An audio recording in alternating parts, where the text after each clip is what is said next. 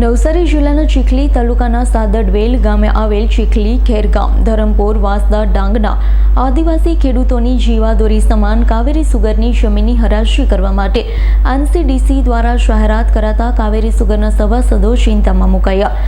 ત્યારે નવસારી જિલ્લા કોંગ્રેસ સમિતિ દ્વારા આજરોજ ચીખલી પ્રાંત અધિકારીને આવેદનપત્ર આપી કાવેરી સુગરની હરાજી અટકાવી તેનું તાત્કાલિક નિર્માણ કરવામાં આવે તેવી માંગણી કરવામાં આવી છે। વર્ષ 1981માં કોંગ્રેસ પાર્ટી દ્વારા આદિવાસી ખેડૂતના હિતમાં કાવેરી સુગર મિલનો પાયો નાખવામાં આવ્યો હતો।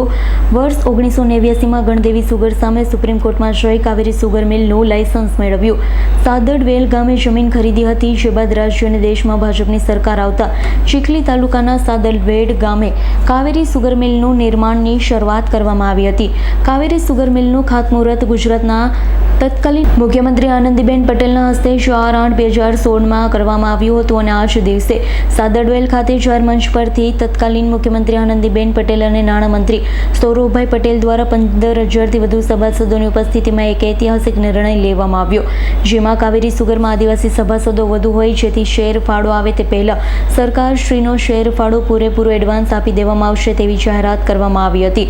આ વિસ્તારના આદિવાસી ખેડૂતોમાં ખુશી ફેલાઈ હતી, પરંતુ કાવેરી સુગરનું બાંધકામ શરૂ થયા બાદ સરકારનો શેર ફાળો પૂરેપૂરો આપવામાં આવ્યો નથી। સાથે જ ગુજરાત સરકારના આદિવાસી વિભાગ દ્વારા 23/9/2022 એક ઠરાવ કરવામાં આવ્યો છે, જેમાં આદિવાસી સભાસદોની શેર મૂડી લોન આપવાની વાત કરવામાં આવી હતી।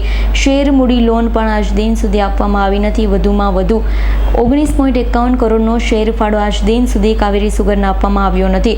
વધુમાં એનસીડીએસ દ્વારા કાવેરી સુગરની હરાજીની જાહેરાત કરવામાં આવી। 25,000 સભાસદો ધરાવતી કાવેરી સુગર કે જેમાં 19,000 સભાસદો માત્ર ને માત્ર કાવેરી સુગર સાથે જોડાયેલા છે।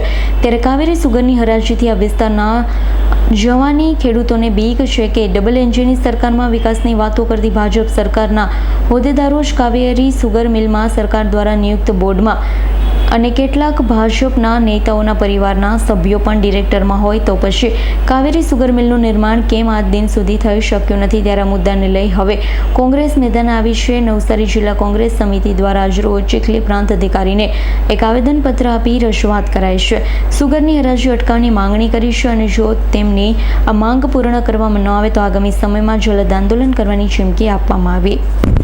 આ વિસ્તારના આદિવાસી ખેડૂતો કાવેરી સુગર મિલની શરૂઆત ન થતાં ખાનગી કોલાઓમાં પોતાની શેરડી વેચવા માટે મજબૂર બન્યા। ત્યાં પોષણક્ષમ ભાવ મળતા નથી, ત્યારે આ કોલાના સંચાલકો દ્વારા ખેડૂતોનું રીતસરનું શોષણ કરવામાં આવી રહ્યું છે।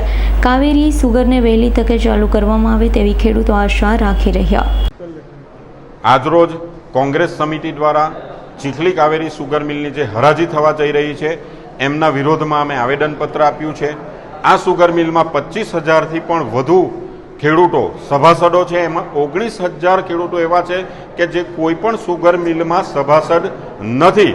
તાત્કાલીન 2016માં તાત્કાલીન મુખ્યમંત્રી આનંદીબેન પટેલ દ્વારા જાહેરાત કરવામાં આવી અને રાજ્ય સરકાર દ્વારા શેર ફાળો આપી આ સુગર મિલને ચાલુ કરવાની બાંહેધરી 15,000થી પણ વધુ સભાસદોની હાજરીમાં આ જાહેરાત કરવામાં આવી હતી અને ત્યારબાદ રાજ્ય સરકાર તરફથી એક પણ રૂપિયાનો શેર ફાળો મળ્યો નથી અને એનસીડીસી દ્વારા જે મળેલો શેર ફાળો હતો એનાથી સુગર મિલ ચાલુ થઈ શકી નથી।